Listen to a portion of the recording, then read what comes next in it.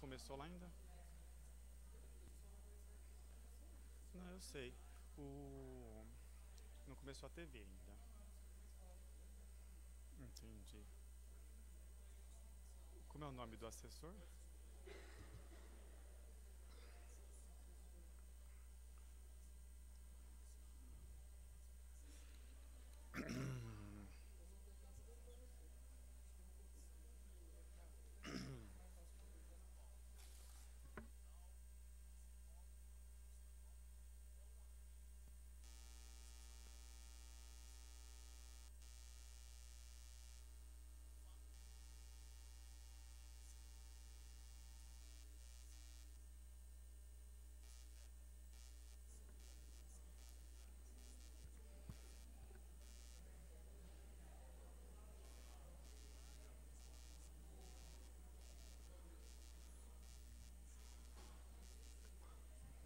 Boa noite a todos.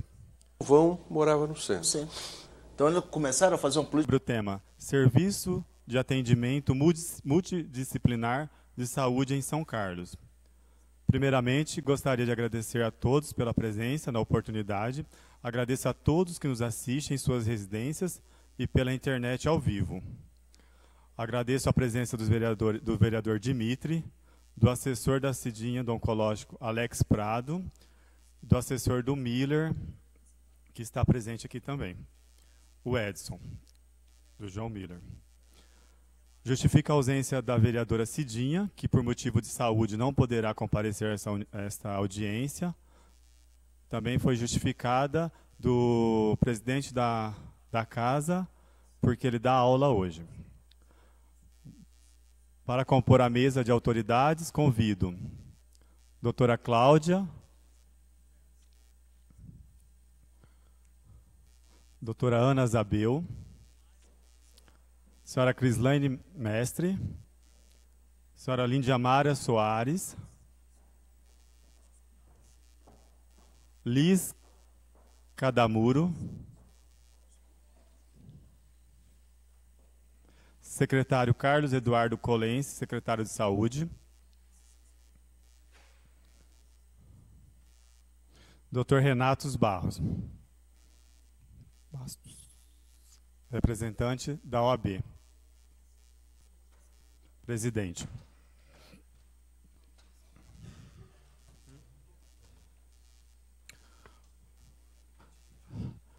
Peço gentilmente uma salva de palmas à mesa que está presente aqui, de autoridades.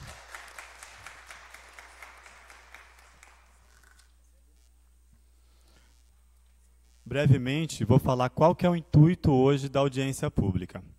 Existem diversos serviços e ambulatórios na nossa cidade, que a maioria das pessoas desconhecem.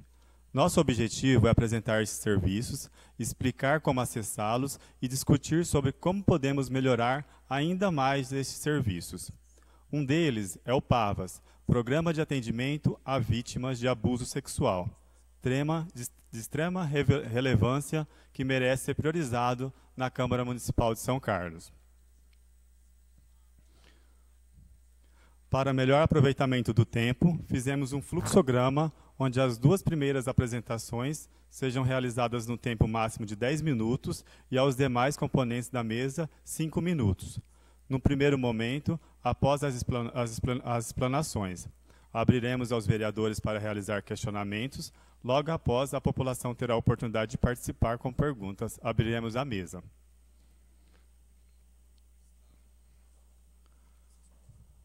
Gostaria de registrar a presença do Sr. Roque Lane, presidente da Comissão de Saúde da OAB, Mariana, gerente da Santa Casa, Vanessa, chefe de gabinete da Secretaria Municipal de Saúde, assessor Edson, do João Miller, Ana Miller, da Dilectum.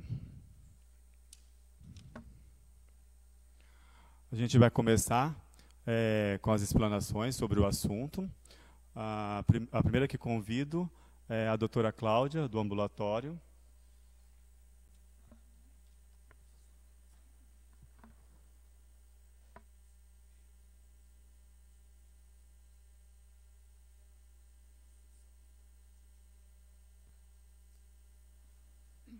Boa noite a todos.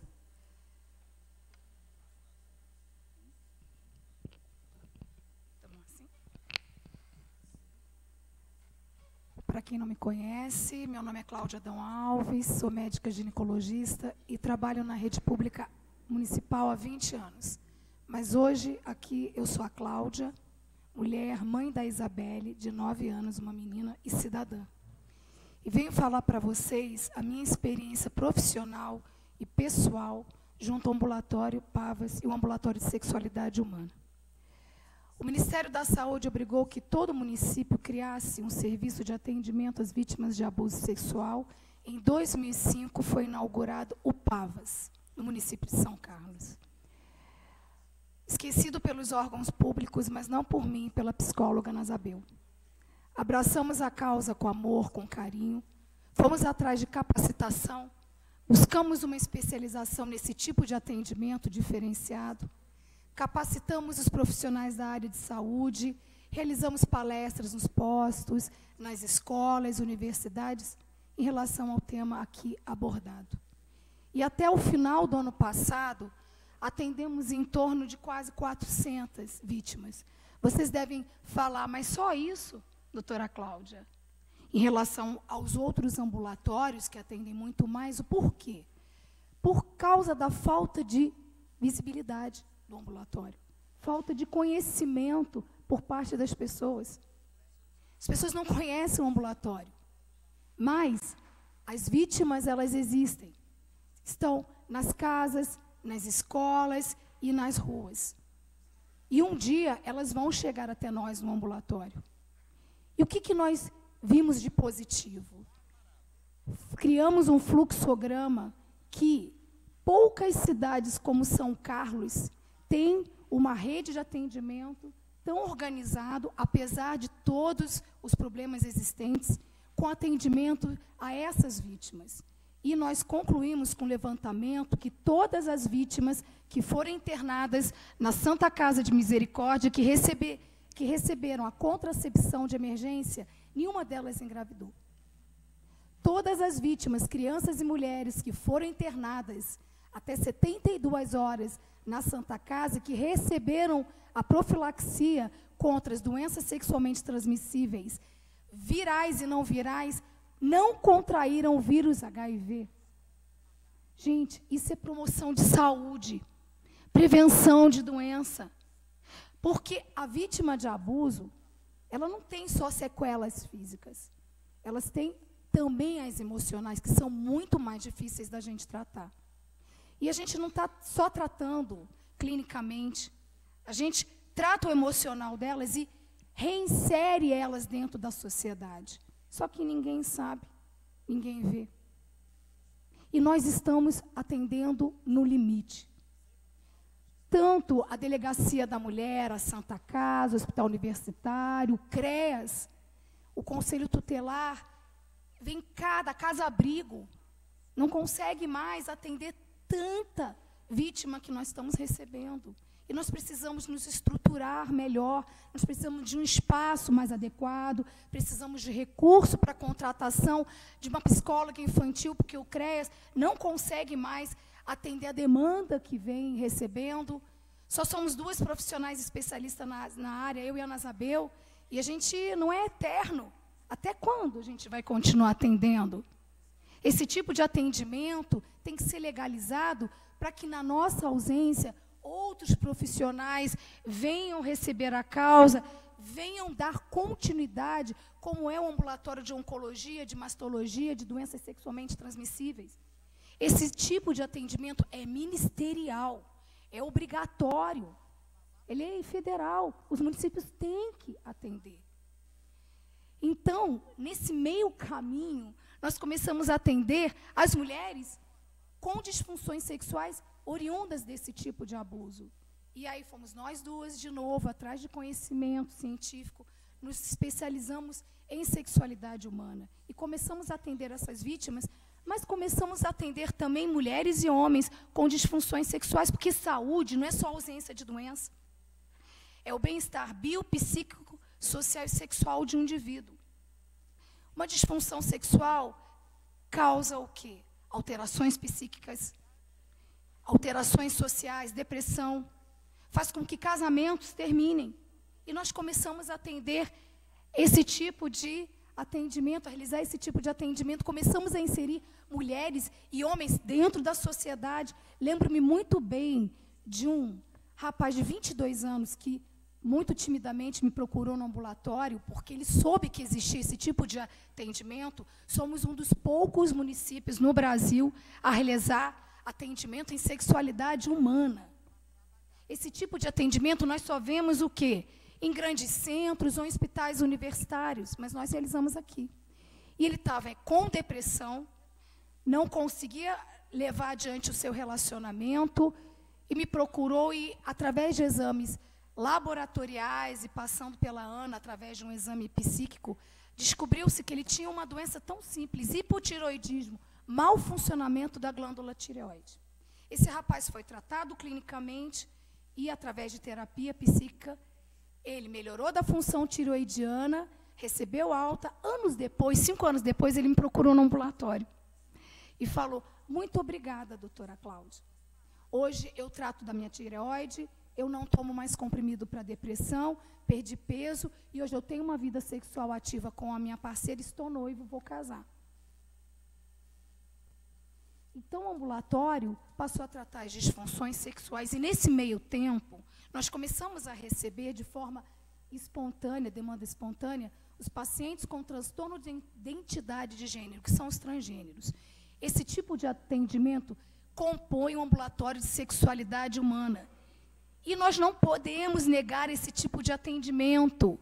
E quando eu comecei a atender, eu vi o quanto é sofrimento e dor, o quanto essas pessoas sofrem. E eu tive que deixar os meus conceitos, preceitos ou preconceitos ou religião de lado para entender que eu precisava tratar uma pessoa clinicamente, emocionalmente e socialmente.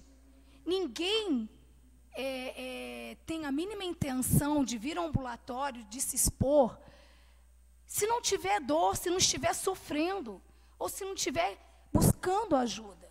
E eu, como médica, tenho que tratar essas pessoas, dar a elas o quê? Tratamento clínico, oferecer suporte emocional, medicamento, trazer essa pessoa de novo, inseri-la à sociedade. E o que a gente começou a observar que essas pessoas, através do ambulatório, através do tratamento, começaram a voltar para a sociedade mais felizes, largaram as drogas, a bebida, as famílias passaram a frequentar o ambulatório, levando os seus filhos com esse tipo de patologia. Começamos a ver que começaram a buscar emprego, começaram a se socializar.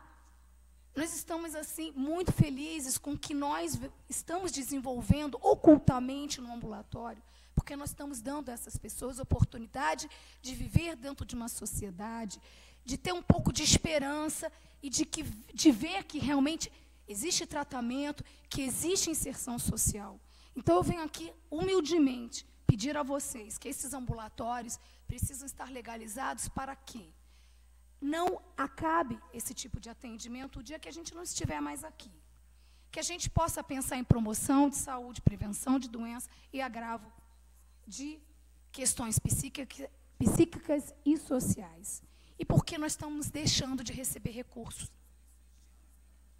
Existe dinheiro que vem do Ministério para o município em relação a alguns atendimentos relacionados a esse ambulatório, tanto clínico quanto hospitalar. E nós precisamos entender e pensar que isso é saúde. Não podemos fechar mais os olhos para esse tipo de atendimento. E nós estamos vivendo uma calamidade, realmente. Cada vez mais nós estamos recebendo vítimas de abuso sexual, principalmente crianças, cada vez mais homens e mulheres com disfunções, e não só do município de São Carlos. Eu venho recebendo pessoas que vêm do Sul atrás desse atendimento, do Nordeste, através das universidades, através das UBSs, que chegam a gente no SEMI ou no CAIC para a realização desse tipo de atendimento. Então, eu venho aqui, humildemente, pedir a vocês que nos ajudem a legalizar esses ambulatórios, que são ministeriais, para que a gente possa ampliar a equipe e dar mais estruturas. Mais estrutura a esse tipo de atendimento, que hoje ele existe de forma oculta e precária, porque realmente nem todo mundo conhece, e precisa conhecer, porque isso é saúde. Muito obrigada.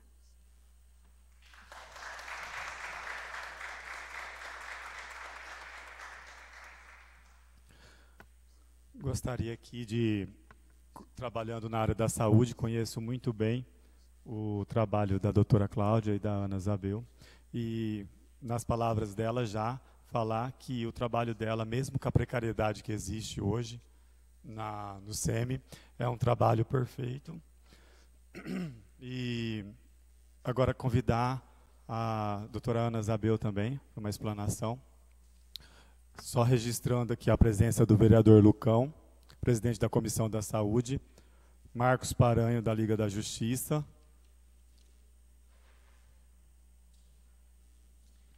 Bom, boa noite a todos. Eu sou Ana Isabel, sou psicóloga já há 40 anos. E a gente já vem trabalhando com a questão da sexualidade desde os anos 2000. Na verdade, o primeiro manual de atendimento a vítimas de abuso sexual, ele surgiu em 1999, tá? E, como a Cláudia falou, a gente veio recebendo nos nossos ambulatórios pessoas vítimas de abuso sexual, que nos impulsionou a realizar toda a estruturação, mesmo que de uma maneira tímida, né? Porque somos só nós duas, tá? E que a gente foi, de certa forma, ao longo do tempo, ampliando e convencendo as pessoas. Como está estruturado esses programas?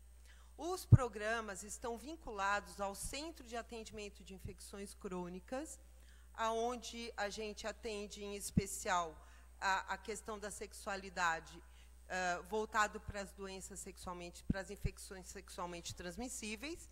E dentro desse guarda-chuva, que é o CAIC, a gente foi introduzindo algumas atividades que, como a Cláudia falou, são de notificação compulsória pelo Ministério da Saúde na questão da violência sexual. Tá? O PAVAS, ele surge com a gente propõe um projeto em 2002, veio a ser inaugurado em 2005, e como que ele é estruturado? Violência, violência é sempre uma palavra que vem acompanhado de um adjetivo, né? Violência sexual, violência física, violência patrimonial, violência moral. E, neste aspecto, o que acaba acontecendo no nosso serviço?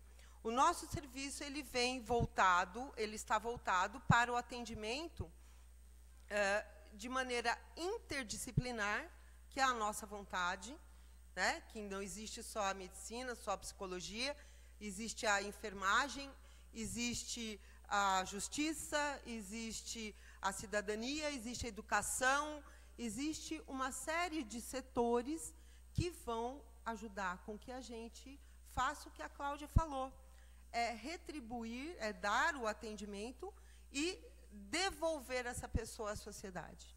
Que isso é uma coisa, vamos dizer assim, devolver a autonomia emocional, devolver a autonomia de ação. Então, o PAVAS, ele surge, vamos dizer assim, vinculado ao CAIC, ele surge para justamente com esse objetivo, de atender interdisciplinarmente e atender intersetorialmente e devolver a autonomia a essas pessoas. Os dados são alarmantes. Se vocês tiverem a oportunidade de acessar o site Relógio da Violência, vocês vão ver que acontece um estupro a cada 2 minutos, acontece, vamos dizer assim, a morte, o feminicídio, a cada dia, cada 24 horas, existe uma mulher morrendo por força de agressão do seu parceiro íntimo, né? Existem crianças sendo vitimizadas por seus parceiros íntimos, 65% são pais biológicos, né? Seguido de padrastos, seguido de irmãos, avós, tios, né?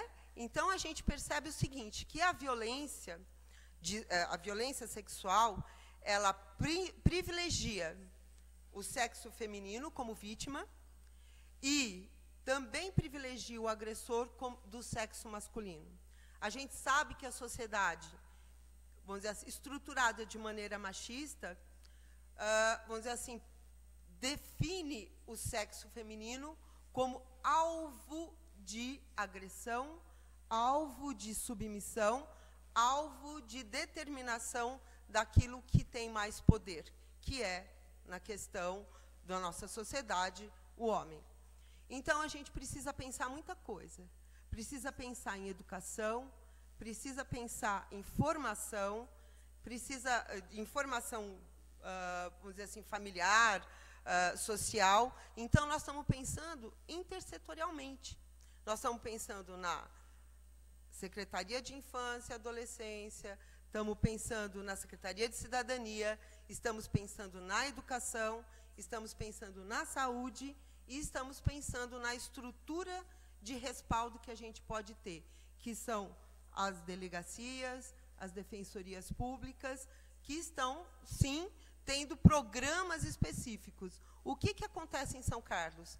Qual é a precariedade? Já tivemos, em algum momento, uma rede. Já tivemos, em algum momento, sentando juntos e nos reunindo a cada mês para dizer o que fazer, para fazer uma programação daquilo que iríamos atender. E em que setor essa pessoa, que é a vítima, passaria para poder ter o respaldo necessário, o atendimento necessário e o restabelecimento da sua autonomia necessários. Né? Então, o objetivo aqui, além do que a Cláudia falou, de propor uma questão de, vamos dizer assim, uma definição de verbas, porque os projetos estão prontos. Eles precisam ser aprovados. E eles precisam ter o respaldo de recursos, o respaldo de recursos humanos também, recursos financeiros e humanos. Né? Uma psicóloga ou esparsas psicólogas, uma médica, esparsas médicas para estar atendendo, desatrelado de um vínculo com a cidadania, de um vínculo com a defensoria, de um vínculo com a educação, como que a gente faz? Né? A partir do momento que a gente tenha um fluxo de atendimento na saúde, que isso temos até por força ministerial, mas esse fluxo da saúde não pode estar sozinho. Né? Já recebi vítimas de abuso sexual que perambularam por vários setores, sem saber aonde ir, sem ter recebido orientação de onde ir, e muito pouca gente sem ter o fluxo na mão, embora a gente tente, vamos dizer assim, fazer a capacitação, informação, todo ano a gente faz, mas parece que a gente, sem ter uma estrutura oficial, a gente não consegue essa penetração em todas as unidades, em todos os setores públicos de atendimento às pessoas de uma maneira geral. Né? A partir do momento que todo mundo sabe o que fazer quando receber uma denúncia de vitimização, de abuso, né? Para onde eu mando, com quem eu falo, qual é a sequência, aonde essa pessoa tem que ser atendida. Por quê? Porque senão acontece o que acabamos de ter recentemente, uma gravidez indesejada por força de estupro. Né? Tá? A gente não sabe, tivemos já pessoas que desenvolveram infecções sexualmente transmissíveis não virais. Né? HIV, graças a Deus, a gente não teve ninguém. Tá?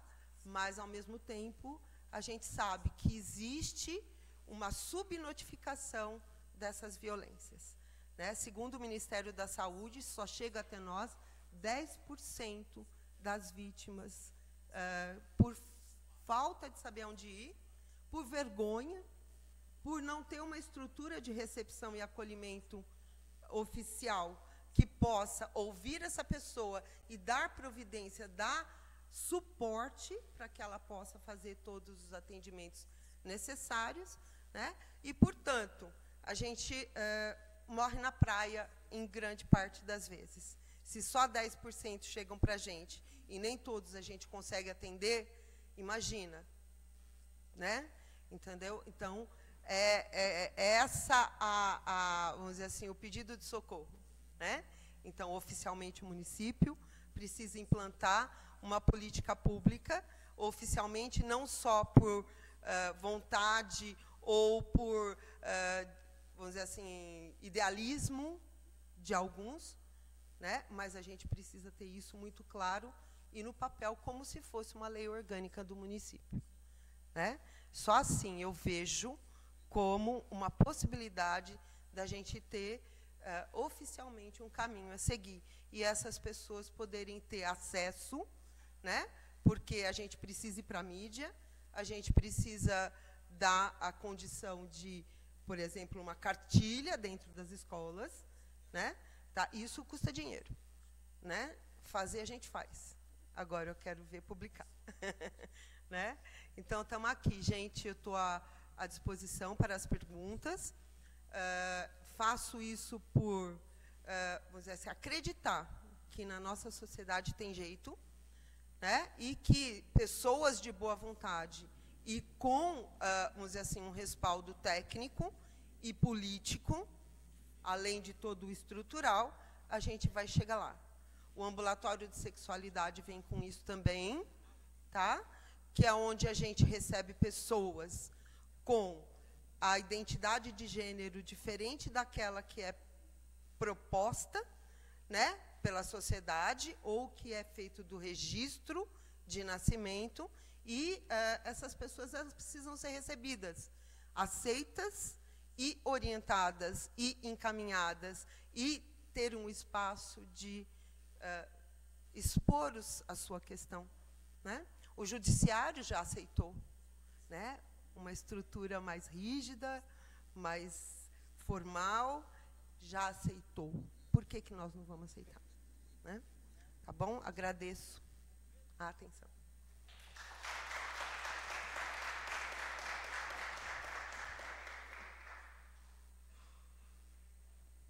Obrigado, doutora Ana Isabel. Agora convido a Crislaine.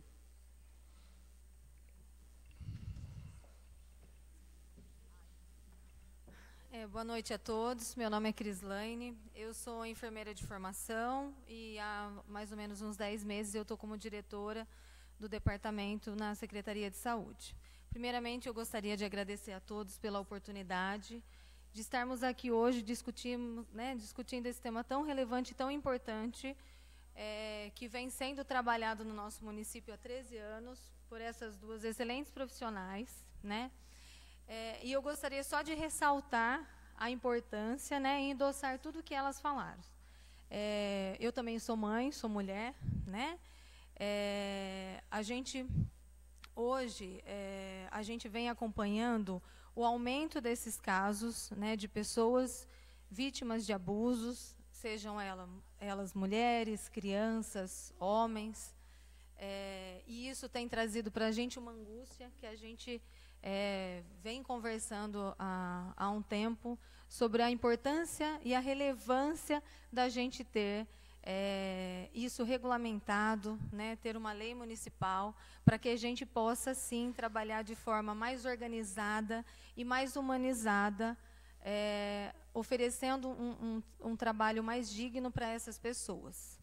Por que que eu falo isso? Porque hoje, apesar da gente ter esse serviço há 13 anos, infelizmente, a gente não conta com recurso para a gente poder adequar da melhor forma possível, tanto a questão da estrutura física para atender essas pessoas, quanto também para ter uma equipe multiprofissional, né, para que ela possa fazer esse trabalho intersetorial, como as meninas ressaltaram. Então, hoje a gente conta com profissionais que abraçaram essa causa e fazem com excelência esse trabalho.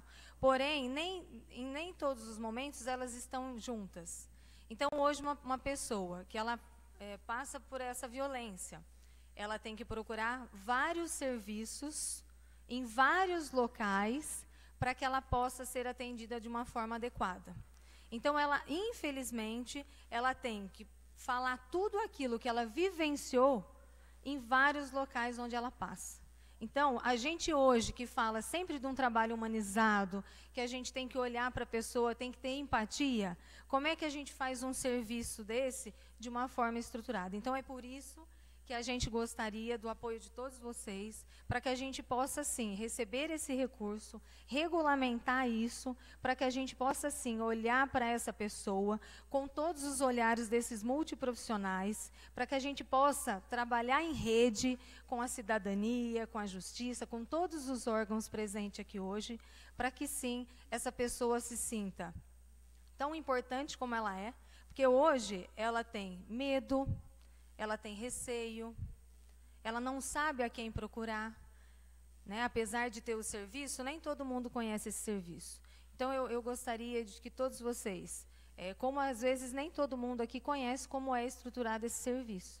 Então, a gente precisa realmente regulamentar esses ambulatórios para que a gente possa assistir da melhor forma possível essas pessoas, né? Como a gente tem em outros ambulatórios. Então, eu tenho uma estrutura com todos os profissionais em um único ambiente para escutar as pessoas, como o ambulatório de oncologia e outros ambulatórios no município. Então, esse ambulatório também é de extrema importância e precisa do apoio de vocês para que a gente possa ter esses profissionais todos ali voltados. Então, a pessoa que ela já foi vitimizada, né, pela sociedade ou por quem foi, ela vai estar ali numa escuta de todos os profissionais. Ela não vai precisar passar em vários setores ou em várias unidades para que ela possa ser ouvida e ter a assistência adequada.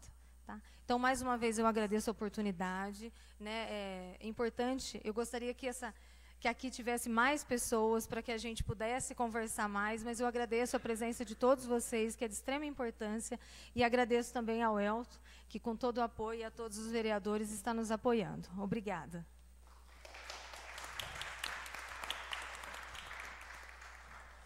Muito obrigado, Crislaine. Agora chamo Lindy Amara para mais explanação.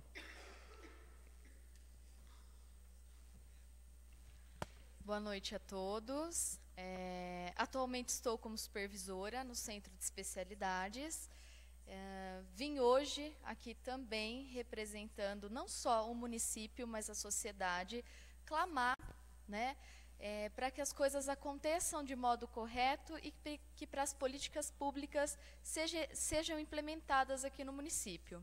Desculpa o nervosismo, eu não estou acostumada, né, normalmente a isso, atendo todos os pacientes, né, atendo a população, mas essa situação hoje para mim é um pouquinho constrangedora, porque eu não, né, é a primeira vez que eu falo diante de todos.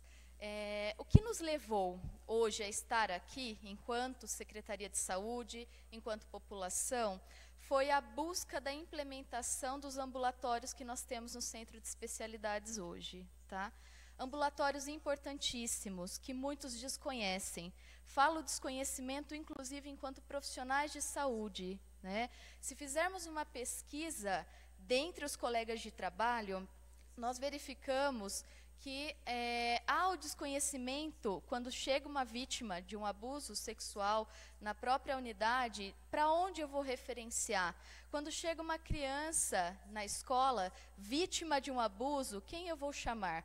Conselho Tutelar, Defensoria Pública, PM, opa, e aí, como é que nós vamos fazer frente a isso? O município hoje, gente, tem várias portas de entrada, né? Então, assim, não temos um serviço num local centralizado. Então, a vítima de abuso hoje, ela se expõe, e muito. Então, ela conta para a primeira pessoa que acolhe, que direciona, que conta para o próximo, até chegar no serviço especializado. Olha o constrangimento que essa pessoa já passou, né? Frente a isso também, não sei se vocês têm o conhecimento, mas já deixo claro, nós temos a lei 13.431, de 4 de abril de 2017, que estabelece o sistema de garantia de direitos da criança e do adolescente, vítima ou testemunha de violência, tá? O município tem já algumas comissões formadas frente a isso. Uma pena, né, nós não termos hoje a presença aqui do defensor público, o senhor Jonas, e nem a Graziela. Ah, está aqui, ótimo, perdão. Frente a essas discussões, porque são temas altamente debatidos, né? O município tentou estruturar já esse trabalho, uma única frente junto ao Conselho Tutelar, Defensoria, Delegacia da Mulher, mas infelizmente nós não temos esse espaço garantido, nós não temos os profissionais ainda direcionados para isso.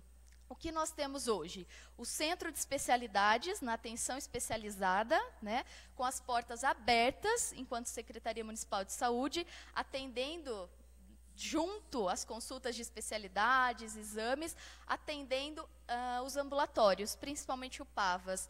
Então, quem chega hoje no SEMI encontra a porta aberta, encontra um serviço que tem uma médica e uma psicóloga, e uma equipe toda disposta a ajudar. Porém, nem todos têm a capacitação, nem todos têm essa empatia, nem todos sabem lidar com essa situação.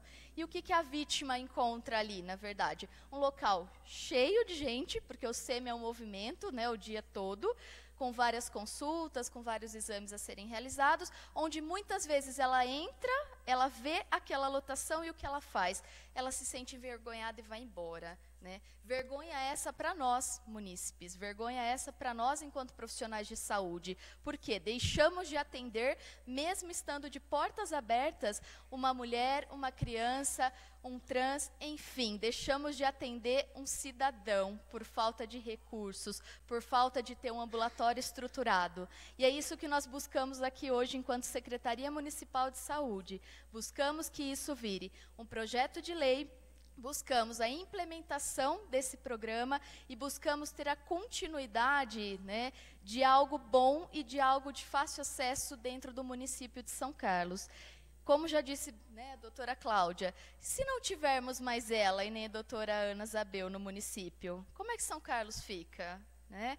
Eu acho que é importante fazer essas reflexões, né? Pensar no futuro. Será que nós não vamos ter crianças vítimas de abuso daqui a pouco? Será que vai acabar tudo isso? Né? Ou isso vem a aumentar? Como é que nós estamos lidando com essas situações? Né? O município tem o prazo de 180 dias também para se organizar frente à Lei 13.431. Né? Qual que vai ser a resposta para o Ministério? Né, para nível federal, como é que nós estamos articulados? Então, acho que isso são reflexões. Se nós estamos aqui hoje, né, refletindo, é um bom sinal, porque há tantos anos isso ficou esquecido no passado. Desde que eu assumi o SEMI, em novembro, eu tenho tentado olhar para cada lado frente a isso. E é uma questão assim que me angustia muito. Né, nós não termos um serviço de qualidade para ofertar. Hoje eu tenho só uma médica, gente. Eu tenho uma profissional e uma psicóloga que está distante.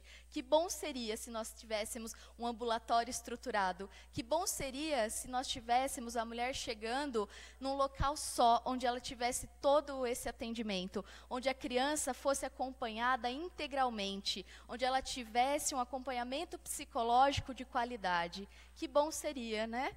Agradeço a todos, desculpe o nervosismo mais uma vez, agradeço ao vereador Elton, super companheiro nas questões de saúde, juntamente com os demais vereadores, né, do Legislativo, e agradeço a vocês, principalmente, por estarem aqui hoje e compartilharem da nossa angústia. Muito obrigada.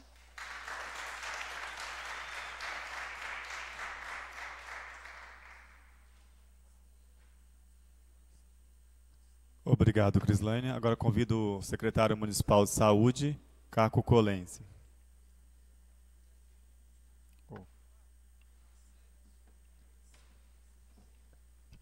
Boa noite a todos e a todas. Queria, em nome do Elton, saudar os membros da mesa, da mesma forma os vereadores aqui presentes, para falar um pouco desse tema relevante. Eu acho que, didaticamente, nós podemos dividir entre o ambulatório de sexualidade e o ambulatório da violência, para ser sintético. Da transexualidade é uma portaria do Ministério da Saúde que tem que seguir as determinações. Então, nós estivemos em Brasília e conseguimos lá o que é possível fazer de credenciamento dos serviços de política pública em São Carlos. Assim fizemos com o Sereste, assim fizemos com o consultório na rua, estamos trabalhando timidamente o ambulatório de doenças raras e alguns outros ambulatórios de credenciamento de políticas públicas a nível federal que São Carlos vai tentar aderir. Para aderir tem uma série de exigências do Ministério que nós temos que vencê-las. E a questão da violência, o ambiente no SEMI, como a Lindamara falou, não é um ambiente propício.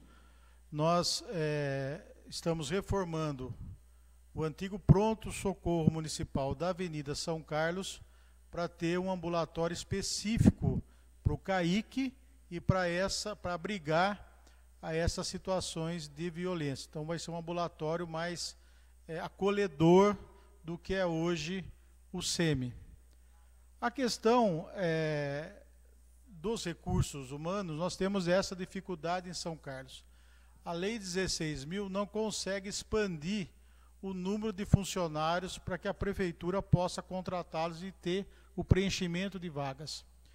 É um desafio que nós vamos ter que ter um dia aqui na Câmara Municipal, junto com a administração, para termos uma política pública de funcionários voltados para a Secretaria da Saúde. Ou seja, os funcionários da Secretaria de Saúde ter um programa ou uma legislação própria de funcionários, para que nós possamos aumentar o número de funcionários da rede, porque a cidade cresce, as políticas são específicas e nós precisamos ter profissionais concursados, em especial, para que possa continuar ou dar continuidade às políticas públicas do município. Hoje nós estamos com dificuldade na contratação por conta da Lei 16.000. Então é um desafio grande que nós temos. A Ana, foi a primeira conversa que eu tive com a Ana no CAIC, foi exatamente essa, né, de avançar.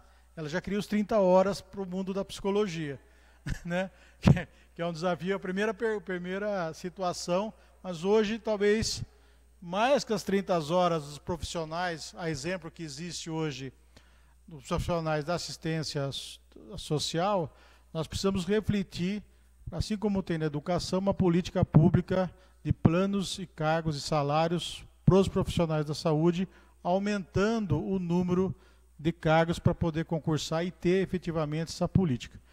Então, só para a gente avançar, nós estamos tentando o credenciamento, existe uma série de exigências, e no mundo da violência feminina, da violência contra a criança, nós começamos o processo licitatório para ter um ambiente acolhedor para esse público, para não ter, como a Lindamara falou, ali no SEMI, que o SEMI é um volume grande de pessoas que passam por lá. Então, as políticas públicas elas estão avançando, não é no ritmo que a Secretaria gostaria de ter, a gente teria que acelerar muito mais, mas a estrutura também de licitação, de prefeitura, ela é bem enferrujada e a gente precisa avançar. Então, isso já fizemos já desde o começo da gestão, a Ana tinha orientado, a Cláudia tinha nos orientado, então nós conseguimos, então, ir avançando. Eu acho que, se não no final do ano, no começo do ano que vem, nós teremos um ambulatório próprio para a questão da sexualidade e da violência contra a mulher e contra a criança, um ambiente mais acolhedor. Então, obrigado, parabéns pela iniciativa, e se o que precisar da Secretaria, a Secretaria tem todo o interesse de apoiá-las. Obrigado.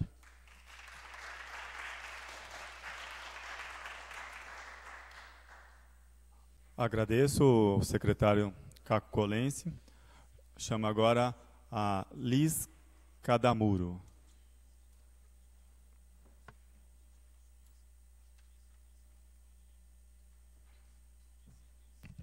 Boa noite a todos. Boa noite, presidente, vereadores, demais pessoas. Na verdade, eu vou dar só uma pincelada no que o secretário já começou a falar sobre os recursos, sobre os credenciamentos. Assim, eu gostaria de falar brevemente sobre financiamento no SUS. A gente tem duas formas de recursos de financiamento no SUS. Os recursos de fonte 5, que vem do Ministério, e os recursos de fonte 1, que são custeados pelo município. Tá? Para receber qualquer tipo de financiamento em fonte 5, o Ministério estabelece critérios para habilitação dos municípios através das portarias, que uma das portarias foi a que a Lindamara citou, a outra portaria eu tenho aqui, depois qualquer coisa eu falo o número para quem quiser pesquisar. A gente tem os credenciamentos, que são os recursos que vêm incorporados no teto MAC. Não vou entrar nesse mérito agora, porque não é disso que a gente está falando. As duas portarias, elas tratam de recursos de FAEC, que são fundos de compensação, fundo estratégico de compensação. O que isso significa? Cada procedimento dentro do FAEC que o município fizer, o Ministério custeia em 100% todas as ações de saúde. No caso dos programas, que é o PAVAS e o de sexualidade humana, os dois programas eles estão inseridos dentro do FAEC. O que isso significa? Significa que, se habilitados, o Ministério da Saúde ele custeia 100% de todos os procedimentos, atendimentos, exames que são gerados a partir destes ambulatórios. Tá? Atualmente, esse atendimento já é feito no município, a gente já tem o atendimento no PAVAS, já tem o atendimento no ambulatório de sexualidade humana, só que eles são custeados integralmente com recursos do município, porque a gente não é habilitado para fazer. Só a título de conhecimento a todos, né, com relação ao PAVAS, um serviço habilitado pelo Ministério da Saúde, hoje ele reembolsa R$ 50 por cada coleta de vestígio de violência sexual e R$ 100 por cada atendimento multiprofissional em situação de violência sexual. Hoje, todo esse custo, ele sai dos cofres do município. Tá? Da mesma forma, né, o que ocorre com o PAVAS, o processo de redesignação sexual, que hoje oferece o acompanhamento apenas ambulatorial, né, pela doutora Cláudia e doutora Ana, é custeado também com recursos do município. O objetivo da Secretaria hoje é estender esse programa para o âmbito hospitalar. Para tanto, é necessário a habilitação dos estabelecimentos para isso, que no caso é o SEMI, para o atendimento ambulatorial, e a Santa Casa para o atendimento hospitalar cirúrgico, né? Para que a gente possa receber os recursos do Ministério, utilizando assim os recursos do município, que hoje custeiam o programa, em outros atendimentos de saúde, outros serviços de saúde. Tá? Existe um esforço muito grande do Ministério para ampliar esse processo de transexualização. Para tanto, as cirurgias, por exemplo, do programa comum, as cirurgias do programa de redesignação sexual, elas pagam praticamente o dobro do programa comum. Tá? Se alguém tiver interesse nos números, depois eu posso passar. Tá? É praticamente o dobro do programa comum para o programa de redesignação sexual no âmbito hospitalar, tá, gente? E fico aberta ao questionamento, se alguém tiver alguma coisa para perguntar com relação ao financiamento dos serviços, né, com relação ao FAEC também, se alguém tiver algum questionamento, como funciona o FAEC e outros tipos de credenciamento, conforme o secretário já tinha dito, fico à disposição. Bom, muito obrigada.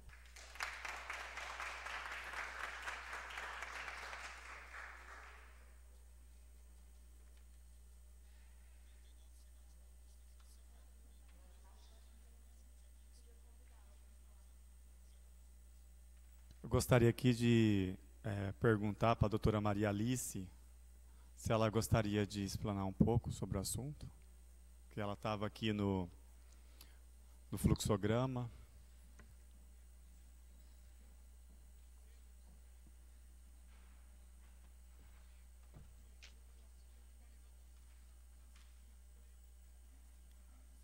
Boa noite a todos. Eu sou Maria Alice Macedo, sou defensora pública e recebi o convite do vereador para participar aqui hoje, porque eu sempre fui parte da rede de atendimento à mulher vítima de violência. Uma rede montada, criada, existente nos computadores desta prefeitura e que as pessoas simplesmente fazem a questão absoluta, os gestores, de dizer que ela não existe, não está e não funciona. Então, gastou-se dinheiro do Ministério das Mulheres, de Políticas para Mulheres, na época do Oswaldo Barba, instalou-se, estava funcionando, tínhamos reuniões mensais, organizávamos a inclusão de todas as mulheres no sistema, e quando mudamos de prefeito para o Paulo Otomani, sumiu, né?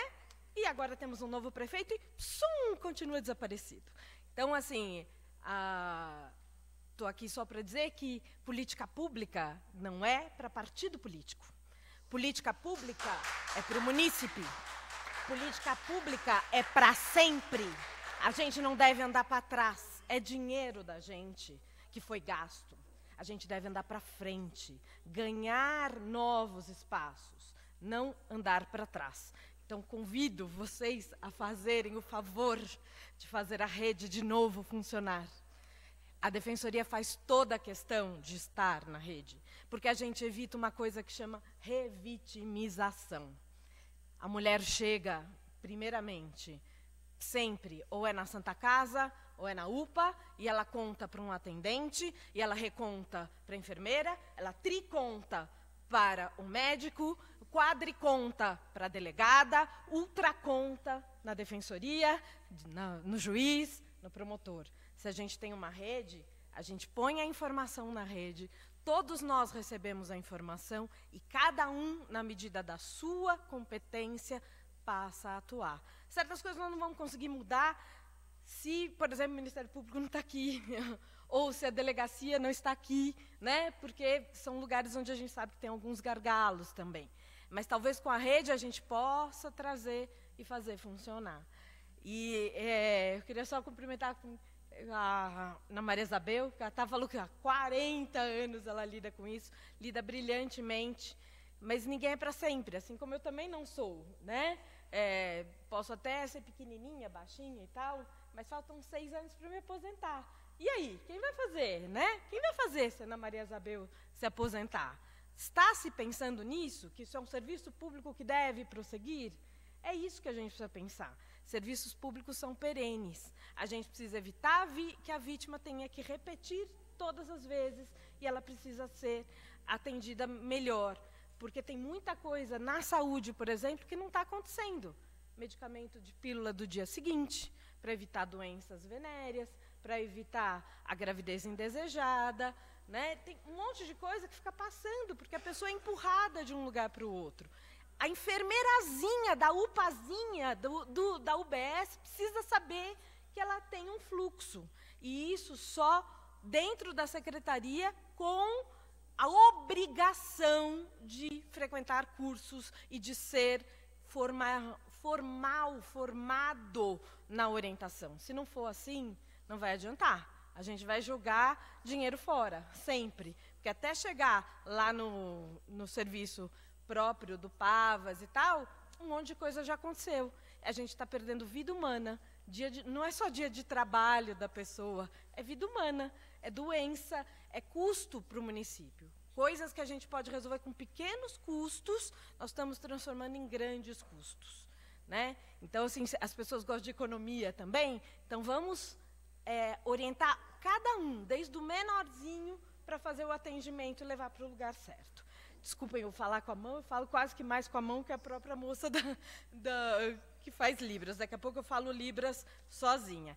Mas fica aqui, então, meu pedido para que o município volte a implantar a rede e para que ele faça com que todos saibam quais são os direitos das pessoas vítimas de violência e atendam no primeiro, sem ficar mandando de um para o outro.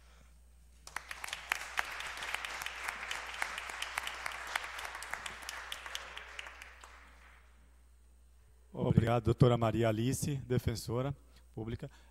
O intuito da audiência pública hoje mesmo é isso mesmo, é mostrar o trabalho que está sendo feito, que está defasado, que precisa melhorar, que precisamos voltar com políticas públicas. Então, esse é o nosso intuito, mostrar o que existe no município e trabalhar e deliberar sobre esse assunto depois. Muito obrigado pelas palavras. Agora convido o Dr. Renato Barros, presidente da OAB.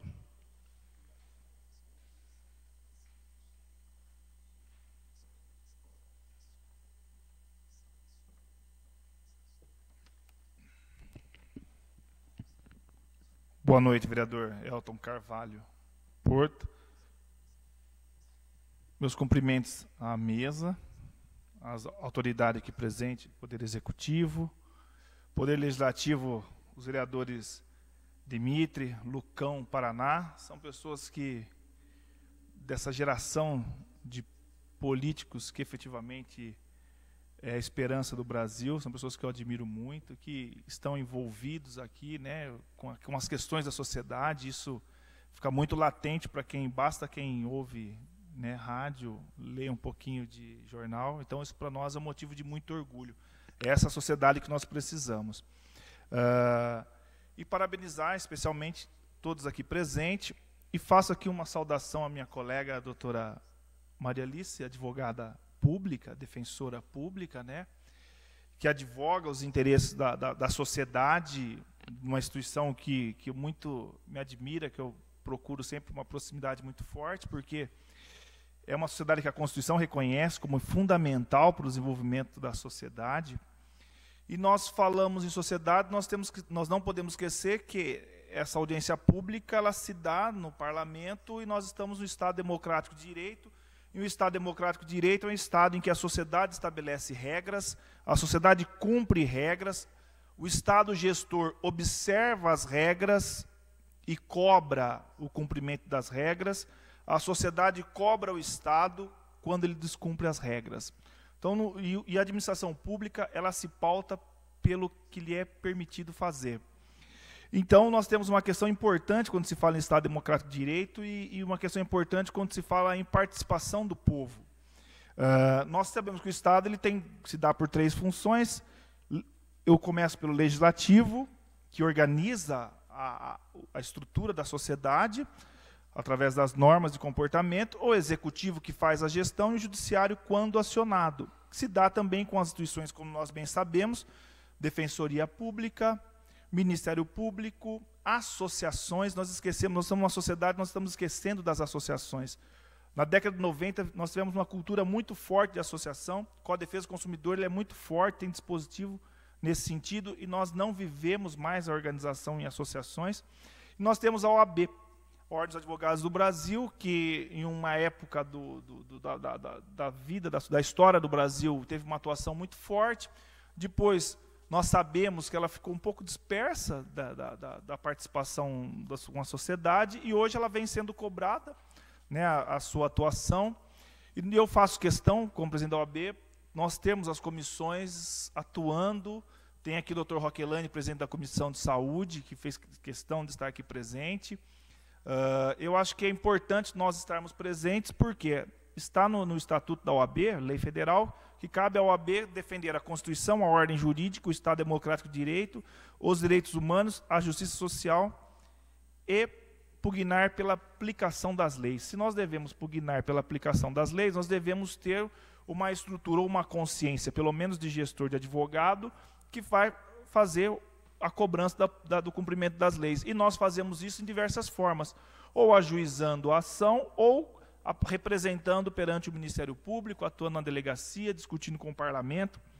Eu acho que é fundamental. Por quê? Porque nós temos na Constituição Federal o artigo 1º, fundamentos do Estado Democrático de Direito, cidadania e dignidade da pessoa humana. Objetivos fundamentais, construir sociedade livre, justa e solidária, reduzir desigualdades sociais e regionais, promover o bem-estar de todos. Continuo. Princípios da Constituição, prevalência dos direitos humanos. Artigo 196. A saúde é direito de todos e dever do Estado, garantido mediante políticas sociais e econômicas. Quando eu falo em políticas sociais e econômicas, nós falamos do quê? O parlamento cobrando legitimamente o Poder Executivo, trabalhando em conjunto com o Poder Executivo para construirmos a organização da nossa sociedade. É município, e aqui no município que nós vamos debater como nós queremos a nossa gestão municipal na área de saúde. E a sociedade cobrando o parlamento, mas às vezes nós jogamos muito nas costas do parlamento, mas nós nos omitimos, né? A sociedade pode participar de uma forma direta junto ao executivo, ou participando, auxiliando o parlamento, ou cobrando o parlamento, ou diretamente ou através das associações. Então nós precisamos estar politizados, com a consciência dos nossos deveres e direitos. Acho que esse é o primeiro ponto que nós temos que fazer. Eu acho não tenho certeza, a OAB ela deve estar aberta para isso e ser cobrada para isso. Nós temos nas comissões, na Comissão da Mulher Advogada também, uma atuação da doutora Andréa Valdevite.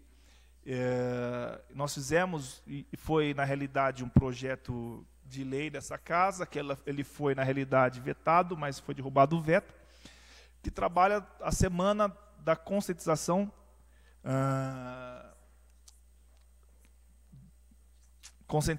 da alienação parental. Uma lei hiper importante, né, que deveria o Poder Executivo fazer atuações nesse sentido, não fez, nós chamamos na ordem, fizemos uma atividade nesse sentido. Por quê? Porque nós temos que conscientizar a sociedade. E a ordem, penso eu, não deve estar para os advogados apenas, como uma entidade só de classe, mas ela deve transcender. E quando nós pensamos em transcender, nessa transcendência, dialogar com a sociedade, ouvir a sociedade, fazer os encaminhamentos ao Poder Executivo, se o caso, fazer os encaminhamentos ao Ministério Público, se o caso, e cobrarmos o Ministério Público. Porque para o Ministério Público também fazer o arquivamento, ele tem que remeter para o seu órgão superior. Então, eu acho que essa construção da sociedade, essa participação, essa conscientização política, ela é fundamental. É claro que nós sabemos que o Poder Executivo ele trabalha dentro da conveniência e oportunidade. Quando ele trabalha dentro dessa conveniência e oportunidade, nós temos que ver que existe uma estruturação normativa. Mas essa estruturação normativa ela se dá através das políticas públicas, que vai trazer a vontade e a possibilidade. Muitas vezes não é possível por limitação normativa, como foi muito bem explanado. Então, nós devemos criar, então, instrumentos normativos. Se nós não temos, nós vamos discutir quais são os meios para criar as questões normativas. Se nós temos limites financeiros, quais são os meios para nós buscarmos o dinheiro? É do governo estadual, é do governo federal, governo municipal? Como a sociedade vai se organizar? É isso que nós precisamos colocar em pauta. E algumas questões são de vontade, puramente de vontade. Vontade que nós chamamos de vontade política, mas eu acredito que ela vai um pouco do indivíduo, né? Porque nós não temos tanta participação política. Como nós queremos nos organizar? Que vontade é essa? Eu prestei muito atenção nas falas, a questão da educação, a questão da conscientização. Como nós trabalhamos as periferias? Nós panfletamos no sentido de entregar à periferia, propagar à periferia o que existe. Às vezes a gente faz muito barulho no centro, né? Mas isso chega à periferia. Como nós atuamos? Qual é a política pública de atuação, de conscientização social nas periferias? Nós temos ações sociais nas periferias. Eu acho que isso é a primeira coisa que nós temos que cobrar. Ação social na área de saúde. Essa, é claro, eu tenho que estar vivo. Eu tenho que estar sadio.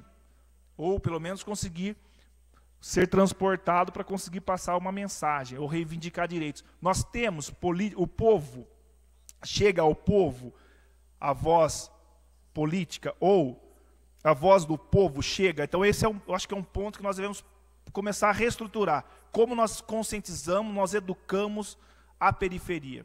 Acho que a gente tem que ser muito aberto no diálogo. Nós estamos dialogando, tem ação social, não tem ação social, porque na realidade não é só aquela conscientização social, por exemplo, do corte de cabelo, do fazer a barba, da maquiagem.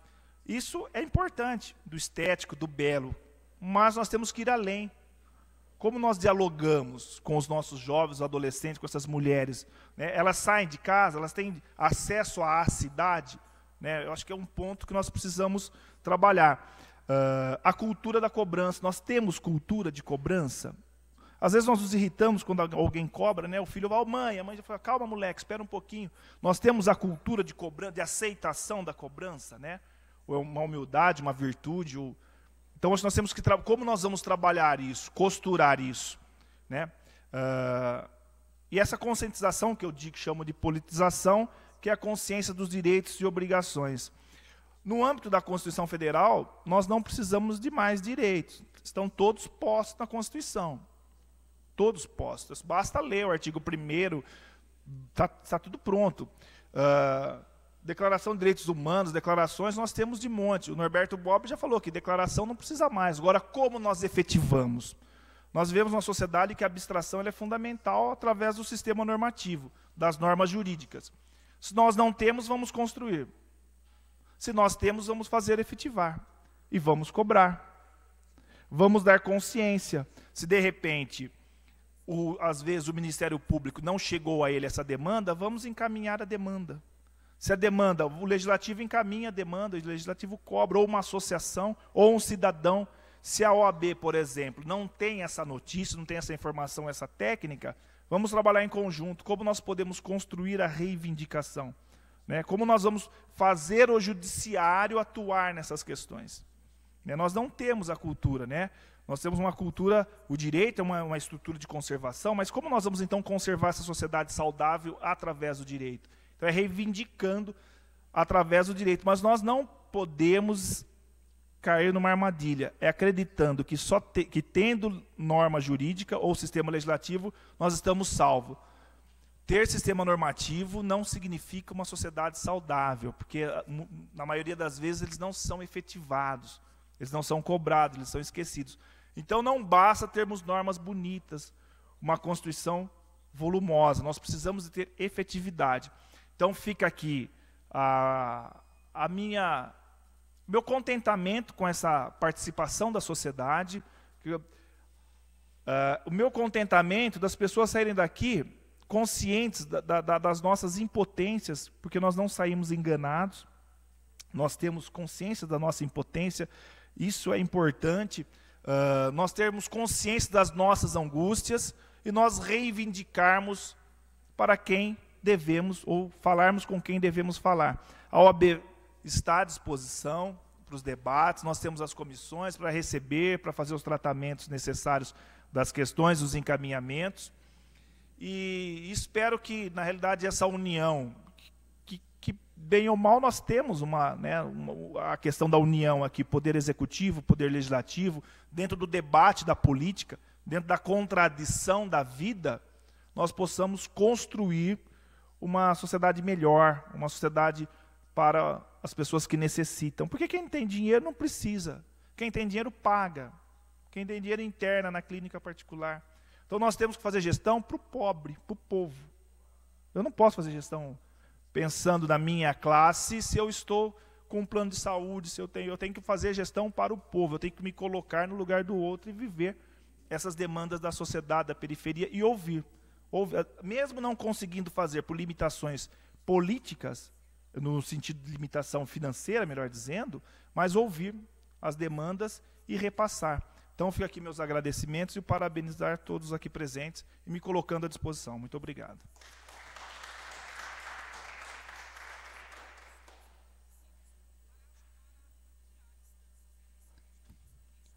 Obrigado, doutor Renato, presidente da OAB. Agora a gente abre para o público em geral. A primeira inscrita, Patrícia. Abner, vai ter o microfone? A Patrícia, pode subir na tribuna.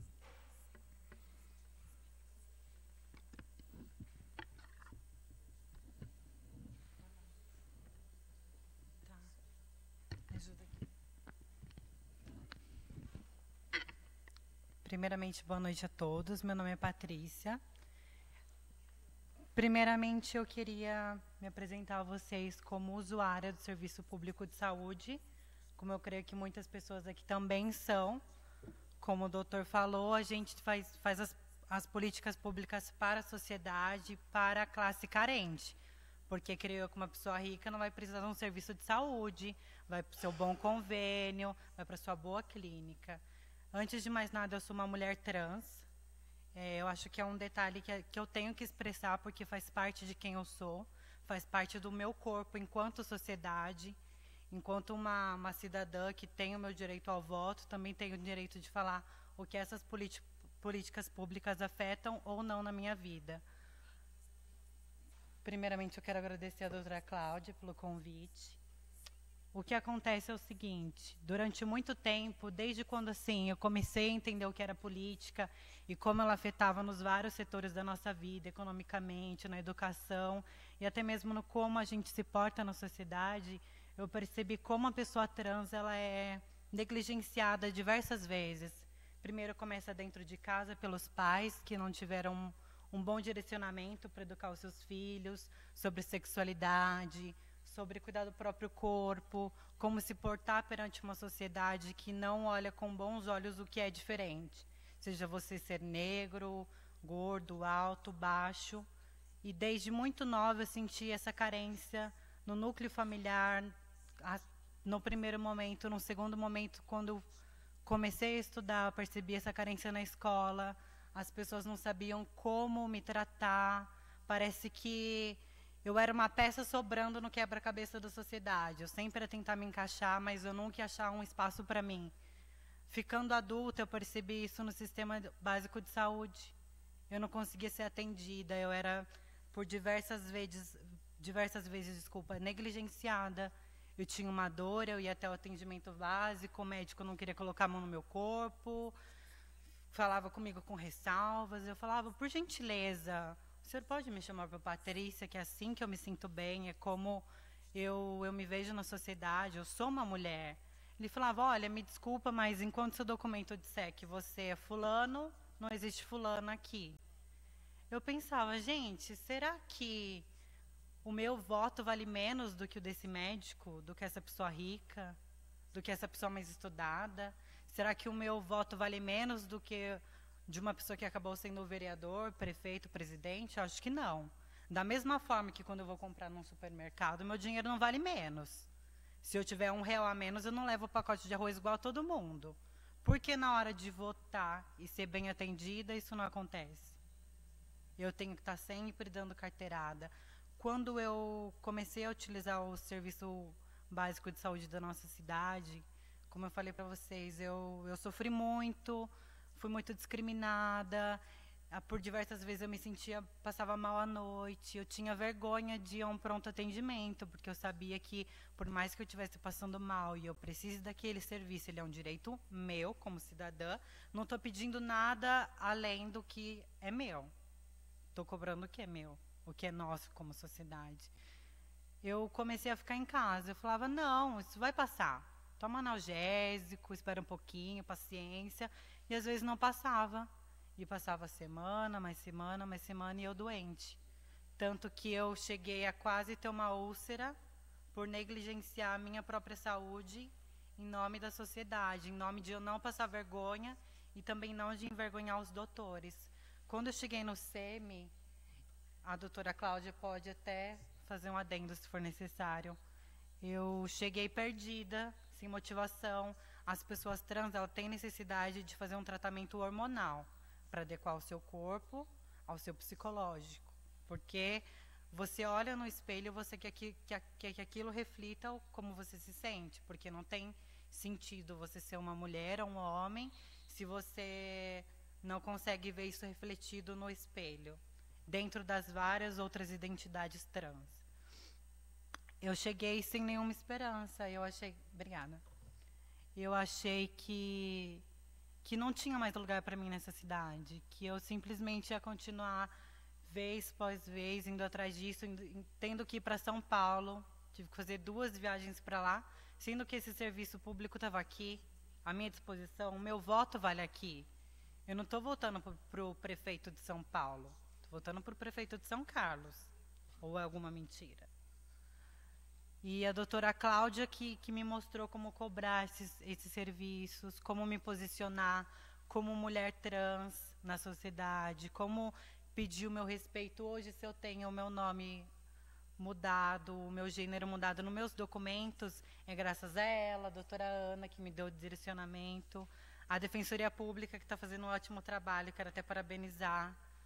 Assim, eu não peço nada demais, eu peço um atendimento humanizado, porque cada pessoa precisa ter um olhar específico para a causa dela. Somos sociedade, sim, mas a partir do momento que o gestor vai trabalhar com essa mão de obra, ele não pode dizer que essa mão de obra é deficiente. A população não ajuda, então a gente não vai trabalhar com a população. Por que não ele manusear essa população de uma maneira diferente para chegar onde esses cidadãos têm que chegar. Então, é isso que eu quero dizer hoje, que seja feito o uso da lei para quem realmente necessita e não para beneficiar tantas e outras pessoas que já são beneficiadas desde sempre na vida. Então, eu quero um olhar às pessoas pobres, aos homens, às mulheres. Esses núcleos, eles vão ser feitos para a saúde da nossa sociedade, da nossa população. Não vai ser para um grupo específico, desde crianças, idosos, homens, mulheres. Acho que a partir do momento que a pessoa é um ser humano, ela precisa do atendimento de saúde, independente do gênero. Então é isso, gente. Boa noite.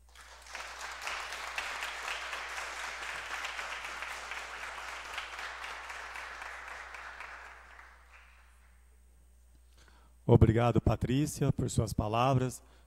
Eu sempre falo aqui, né? O legislativo e o executivo, ele tem que legislar para todas as áreas, para um âmbito total, e não só para algumas classes ou alguns gêneros. Então, para todos.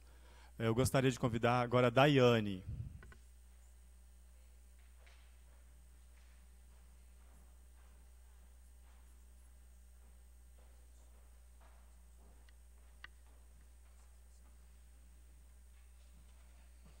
Boa noite a todos. Conforme foram acontecendo as falas, eu fui fazendo algumas anotações. Só para complementar o que a doutora Cláudia falou, no segundo mandato do senhor Paulo Ottomani, eu ofereci na Secretaria Municipal de Assistência Social um projeto para atendimento 24 horas de vítimas de violência sexual. Ele simplesmente foi engavetado. Referente à fala da doutora Ana, desde 2005, esses programas foram inaugurados, né? Foi implementado. Mas eu, enquanto cidadã, estou sabendo hoje que eles existem. E olha que eu e algumas pessoas que estão ali, nós participamos, efetivamente, do que acontece na cidade. Em que momento essas pessoas são encaminhadas? Os médicos, eles têm conhecimentos para dar o devido encaminhamento?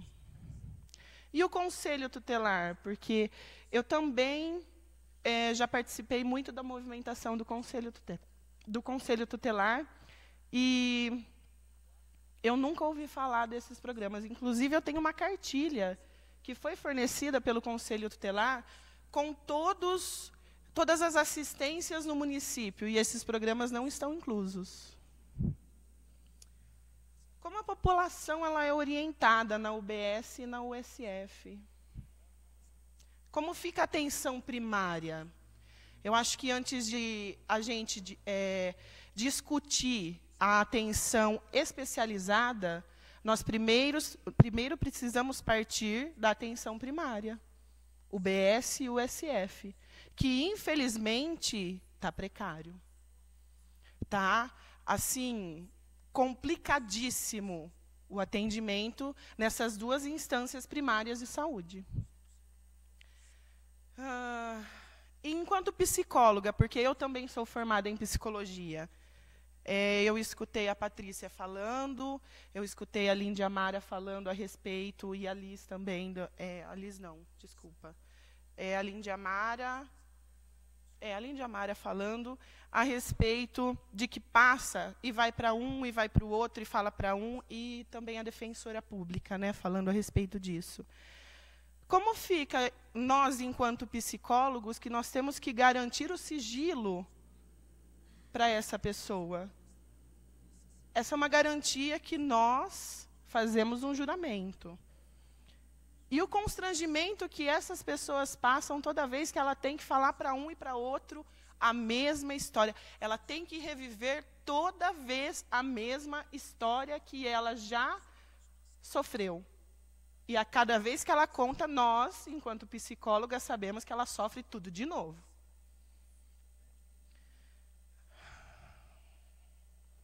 Quantas pessoas são atendidas, em média, nesses programas? Tem alguma estatística disso? Porque vocês falaram que a quantidade ela é muito grande, é muito alta, inclusive, às vezes, não dá conta de efetuar todos os atendimentos. Qual é o número disso? Talvez seja interessante passar isso para o senhor Caco Colense. Sobre a fala da Crislaine, mais uma vez, esses programas eles são devidamente divulgados na UBS, na USF, e inclusive para o corpo clínico de cada um desses lugares? Porque nem o médico sabe para onde ele tem que mandar o paciente. Ele não sabe o que tem disponível na rede. E ele é o médico. Bom, já que o médico, inclusive, ele não sabe, isso pegando agora um exemplo meu, tá? Ele não sabe nem o que é o decreto 82 para o atestado médico do funcionário público, como ele vai saber a respeito dos programas que ele tem disponível para encaminhamento de melhoria de saúde da população. Sobre a Lindy Amara, agora, fala dela. Se há 13 anos o programa já está em funcionamento, só agora que surgiram essas dificuldades, só agora que elas começaram a ser apontadas para a Secretaria de Saúde? Só agora houve uma atenção desta Casa de Lei? Por quê? Gente, nós estamos com a saúde precária. A saúde está nível hard, eu diria, de precariedade na cidade de São Carlos. Nós temos UPAs fechadas, nós temos hospital-escola, que não está funcionando de porta aberta, e eu sei que no contrato do hospital-escola consta que o atendimento de porta aberta não pode ser deixado de efetuar. Eu sei disso. E continua recebendo verba. São 8,4 milhões ao ano, né? 700 mil. E se você chega lá, infartando, sem um encaminhamento, doutor Caco, você não é atendido. Foi minha caneta que caiu. Você não pode ser atendido. E por que um novo prédio ser inaugurado, se de acordo com a fala do senhor, tudo esbarra na lei 16.000, nem pessoal pode ser contratado? Por que gastar mais 700 milhões, 700 mil, se nem o pessoal você pode contratar? Porque tudo esbarra na lei 16.000, que inclusive, em uma reunião com a doutora Helena, ela disse que mandaria uma revisão dessa lei. Porque eu sou servidora pública. É só por isso que eu sei disso.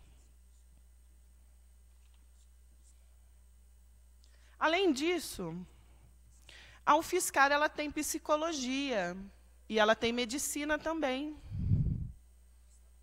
A UFSCar ela tem um laboratório sobre violência sexual. Por que isso não pode ser colocado em conjunto com o hospital-escola, já que temos a UFSCar aqui, e eles recebem verba municipal e a verba federal? Por que não fazer um trabalho em conjunto?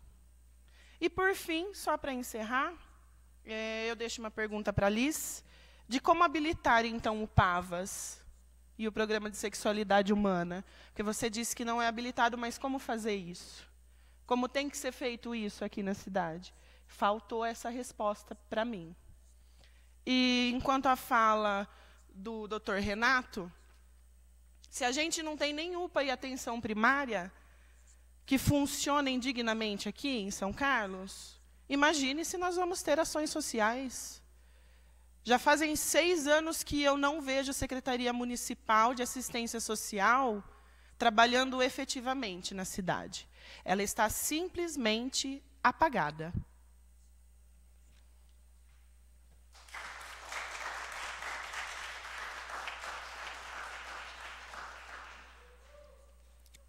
Daiane, obrigado pelas palavras, pelos questionamentos. Tudo que foi questionado a gente também pode fazer forma requerimento, pedir informações e depois a gente repassa. Depois você passa o seu contato para o Abner, também a gente vai entrar em contato com a secretaria com todas as informações. Eu acredito que o Abner já tem de algumas pessoas que estão com você também o contato, tá bom? Muito obrigado, viu? Gostaria de perguntar tem mais uma pergunta da Ana Miller e do Abner. Não sei se já abro para respostas. Então, vamos a Ana Miller. Para a gente também encerrando, porque falta 15 minutos e ainda tem as devolutivas da mesa ainda dos questionamentos. Boa noite a todos e a todas. Quero, em primeiro lugar, agradecer ao Elton a oportunidade dessa audiência e a todos os convidados. Eu venho falar em nome da diretoria da Associação Dilecto, que vem se colocar à disposição. Nossa associação vem trabalhar com o tema na questão da gravidez indesejada, a questão do aborto. Então, eu acho que hoje a nossa associação está privilegiada por um corpo de profissionais, né? Então, nosso agradecimento e colocar aqui a Dilecto à disposição de todos que precisarem. Um abraço e uma boa noite.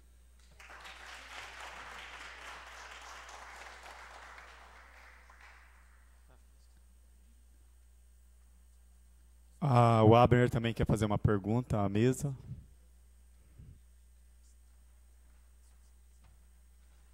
Boa noite, senhor presidente. Em nome do senhor, eu gostaria de cumprimentar toda a mesa de autoridades. Obrigado pelo comparecimento nessa importante audiência.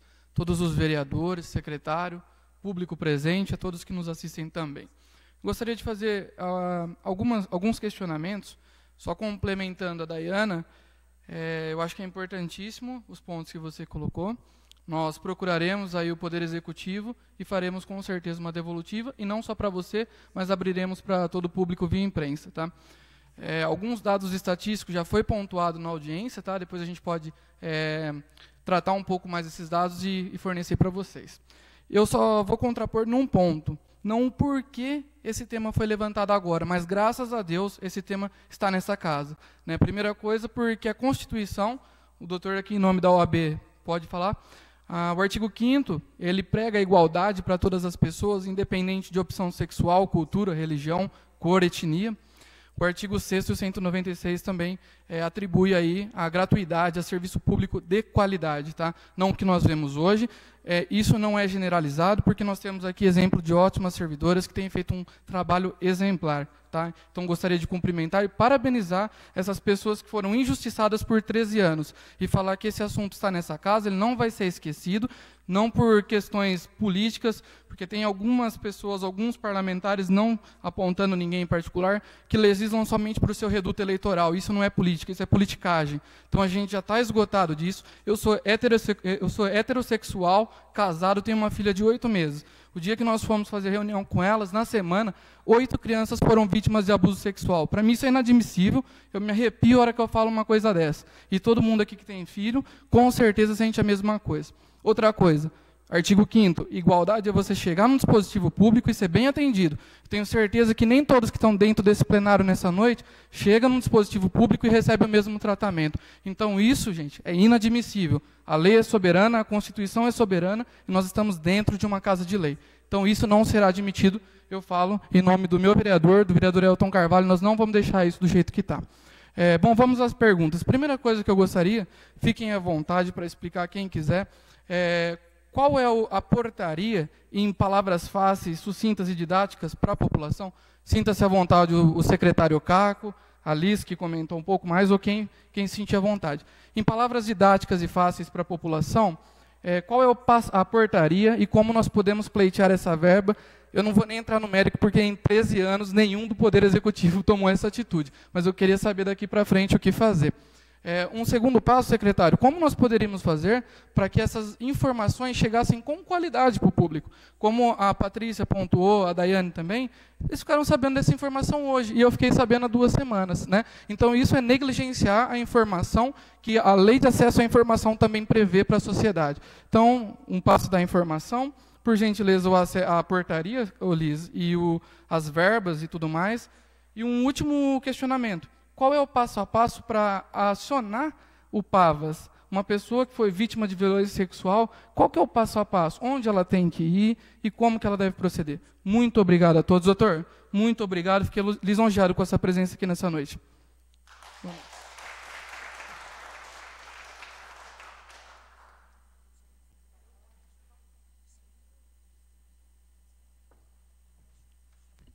Vamos lá, gente. Deixa eu falar um pouquinho das portarias, então. Agora é documentação mesmo.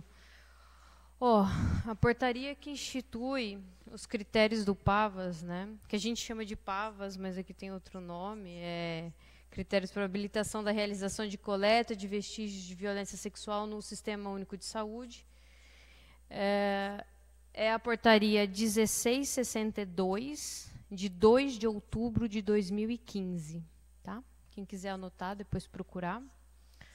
Aqui são 7 critérios do município e depois a gente vai para as instâncias superiores, que é Estado e Ministério, tá? Então a gente tem que ter o local cadastrado no CNES, que é o Cadastro de Estabelecimento de Saúde, que no caso é o SEMI, tá? Já promover o atendimento multiprofissional dessas pessoas, então tem que ter um relatório de quantos atendimentos, estatísticas. Possuir um local específico para o desenvolvimento do atendimento multiprofissional dessas vítimas. Tá? Aqui ele cita como espaço privado, acolhimento, registro de informações, a própria coleta de vestígios e a guarda provisória desses vestígios, conforme especifica as normas técnicas. Ter equipamento e insumos disponíveis para execução desse atendimento. Dispor da equipe multiprofissional, conforme... Aí tem a portaria 485 de 2015, a doutora conhece, talvez possa falar um pouco melhor, que tem o número mínimo de profissionais que devem atender nesse programa e realizar sistematicamente a notificação compulsória das situações de violências sexuais atendidas. Para solicitar essa habilitação, os gestores de saúde dos estados e dos municípios deverão encaminhar o ofício ao Ministério da Saúde a partir da comissão tripartite, que é o Estado, né? Então, a gente recolhe toda essa documentação, comprova que a gente tem um espaço, que a gente tem equipe, que a gente já faz esse atendimento, que a gente tem a autonomia para fazer isso, encaminha esse documento para o Estado. O Estado, numa reunião entre os secretários de saúde, né, eles deliberam e encaminham para o Ministério da Saúde, e aí, aprovado, é publicado numa portaria ministerial e aí a gente passa a ser habilitado para prestar o serviço. E aí, como que funciona depois disso? A gente tem um sistema de faturamento e produção, então a gente informa a produção e a partir do que a gente informa, como eu disse, o financiamento FAEC. O financiamento FAEC, ele paga tudo aquilo que o município produz.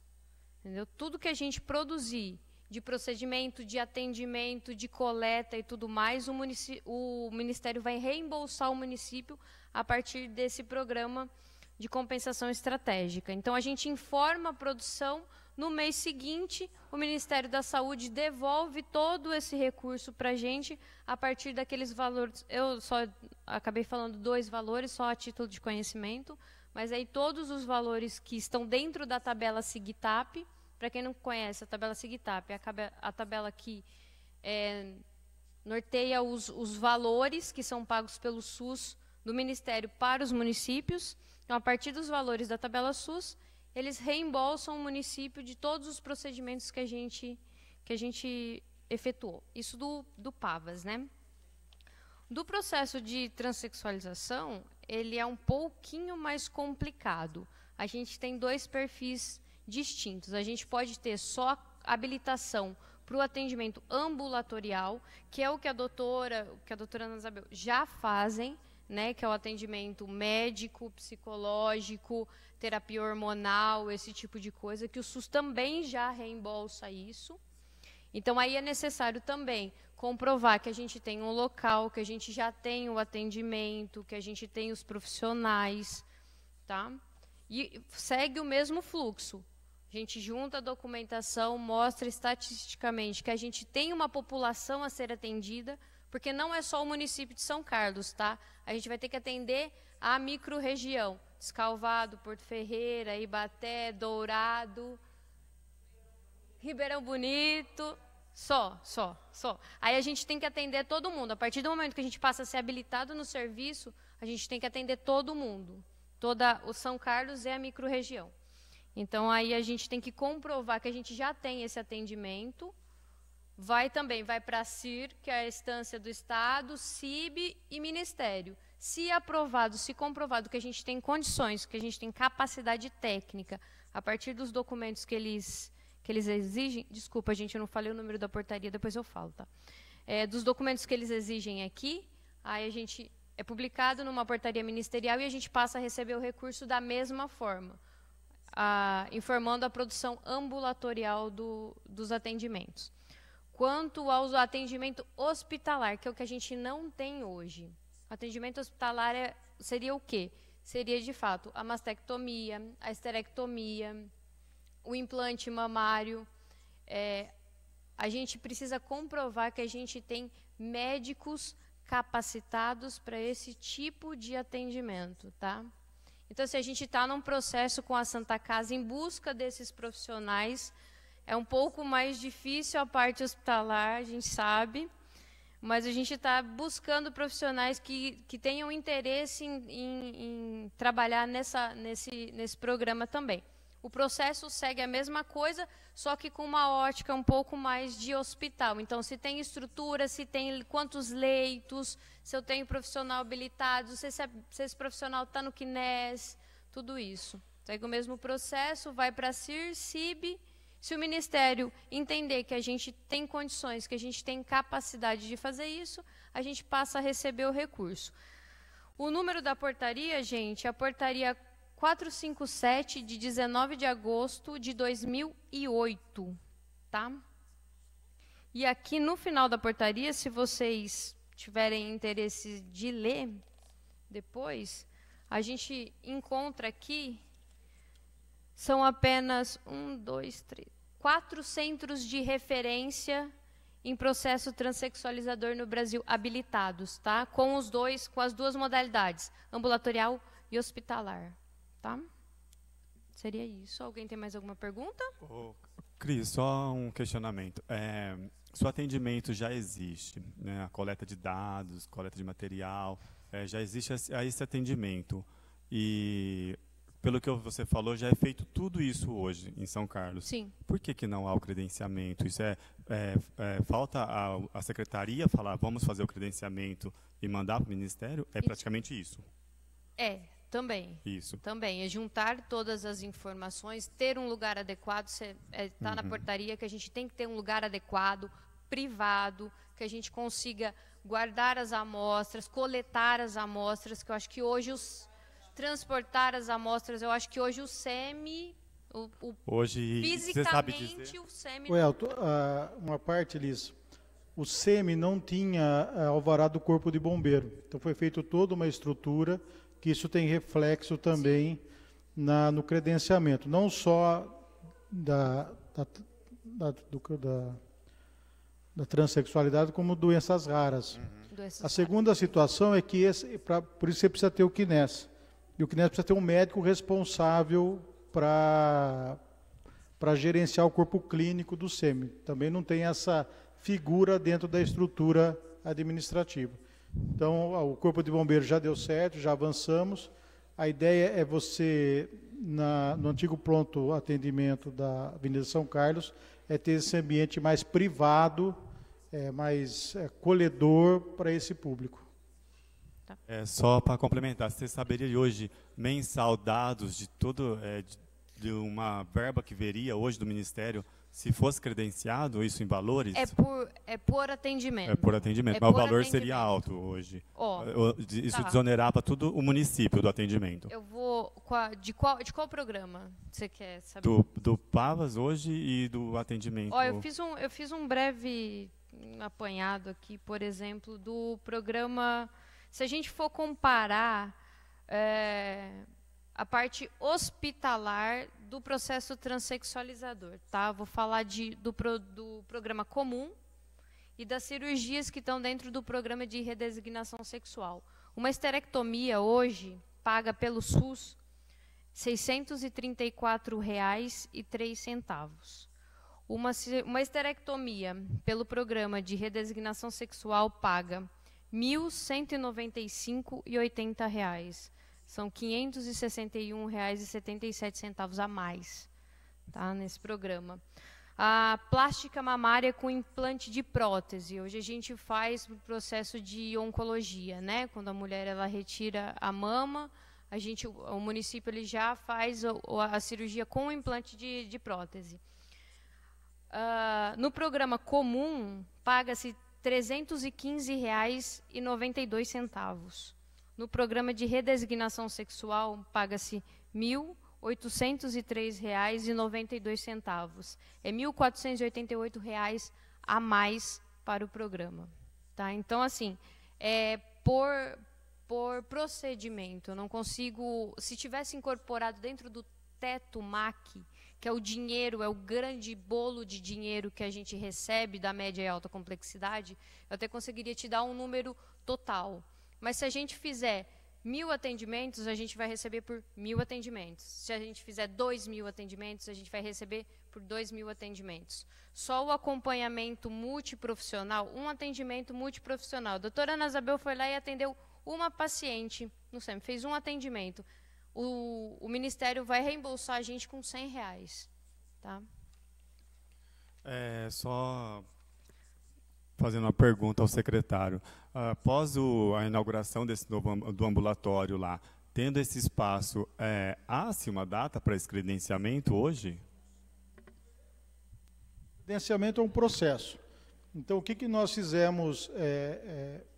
Nós estamos usando algumas coisas, alguns procedimentos com a fonte 1, que é do município, enquanto nós tenhamos fôlego para o credenciamento do governo federal. Então, em alguns serviços, nós estamos tentando credenciá-los para vir essa verba da fonte 5 e diminuir o impacto orçamentário na fonte 1. Um exemplo que eu dei é o CERES, que é o Centro de Referência em Saúde do Trabalhador, o consultório na rua, doenças raras e outros credenciamentos que nós estamos buscando realizar. Então, paralelo a isso, que vai precisar do ambiente, o Ministério vem visitar, o ambiente que a gente acha propício é a reforma do pronto atendimento na antiga Avenida São Carlos. Nós saímos de um prédio que é alugado, um prédio inacessível, onde fica o CAIC. Então, nós criamos uma política pública, não de governo, mas de Estado. Então, lá vai ser um centro de referência, talvez regionalizado dentro da região Coração. Então, nós estamos trabalhando para ter primeiro esse prédio próprio, adequado, acolhedor, e principalmente cujas informações sejam mais privadas ou dentro do multiprofissional. Então, essa é a nossa ideia de política pública para esse segmento. Então, essa estava licitando, nós precisamos readequar o orçamento para poder executar essa obra. Então, gente, o tempo está breve, está curto, mas a doutora Ana Isabel vai falar mais um pouco e a gente se encerra, então.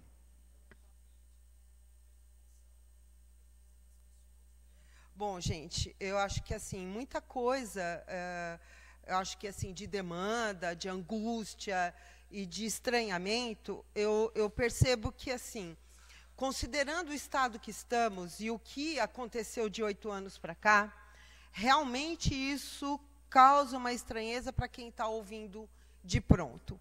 A Daiane não está mais aqui, mas eu quero dizer o seguinte: este programa foi idealizado em 2002 e em 2005 foi oficializado, tá? E a gente fez capacitações semestrais para a rede inteira de saúde, e a partir de 2006, 2007, mais ou menos, fizemos capacitação para a prefeitura inteira, através da rede, na época, era a Raquel que liderava essa reunião, essa rede. Fizemos capacitação para a Polícia Municipal, todinha. Tá? A gente fez a capacitação para a área de educação, para a área de cidadania, para a área de saúde, para a área da infância e juventude. A gente capacitou aproximadamente, acho que na época a verba ministerial, a gente capacitou mais de 1.000 funcionários. Tá? Se isso foi depreciando ou foi degringolando de lá para cá, não há como imputar a nós, equipe mínima da saúde, vocês estão vendo a equipe mínima da saúde, tá? Imputar a nós uma responsabilidade da qual vocês não fizeram parte, da qual vocês não batalharam, da qual vocês não sofreram o desmonte. Isto é um grito, tá, do que vocês estão vendo aqui, é um grito de retorno a esta atividade, como a doutora Maria Alice falou. A doutora Maria Alice tirou das entranhas o que ela gritou aqui, porque participamos juntas deste processo todo. E que hoje também tenho angústia de pensar o seguinte, eu vou me aposentar, e aí? E aí? Tá? Então, antes da gente declarar uma crítica tão amarga, tão ofensiva, a gente tem que olhar a história, tá? Olhar a história e a garantia de direitos que estamos buscando aqui. Estamos querendo lei porque nós não queremos mais desmonte. Tá? Queremos a participação da Câmara de Vereadores, porque queremos isso escrito no papel. Vai falar assim, o presidente da OAB disse o seguinte, que não há garantia, está escrito bonito, não há garantia de execução. Ok, mas a gente, como equipe, não vai sofrer essa ofensa que sofremos aqui. Fiquei triste por isso que eu estou gritando aqui. Tá? Não vou pedir desculpa, não. Desculpa, não. Eu acho que vocês precisam ouvir. Vocês precisam ouvir. Agora sou eu que estou falando. Vocês falaram tudo o que quiseram, agora sou eu que estou falando. Então, eu quero dizer o seguinte, que estes protocolos de atendimento a vítimas de violência e agravos de saúde, existe esse protocolo oficialmente disponível na internet desde 1999 e vem sendo reeditada, e essa reedição de 2015, que é não só atendimento a vítimas de violência, mas coleta de vestígios para garantir o quê? Para garantir que o EML não precise ir lá coletar.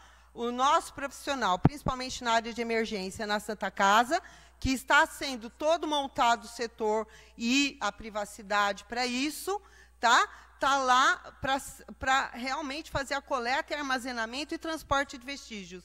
No dia em que essa vítima, que será respeitada em todas as suas decisões, resolver abrir um processo. E sigilo é uma coisa mantida por todos nós aqui, tá? Principalmente pela área da psicologia. Ninguém nunca leu um prontuário por mim escrito, porque isto é privativo, tá? Sei muito bem da minha competência como psicólogo e dos meus deveres como ética, tá? Que realmente, se existe uma fala aqui, uma fala lá, é porque houve um desmonte da rede, como a doutora Maria Alice falou, e a pessoa, para ser atendida, ela tem que buscar e acabar contando a mesma história N vezes. Isso é uma revitimização, sim. Isso a gente já falava em 2002. Se desmontou a estrutura, estamos querendo montar de novo. Tá? A questão do ambulatório de sexualidade também, a gente está estruturando desde 2003. Hoje eu consigo manter grupos em atendimento, amém, Senhor? Porque eu achei um cantinho lá onde eu trabalho, que eu faço, é uma mesa de reunião, não é uma sala de grupo, mas eu atendo grupo.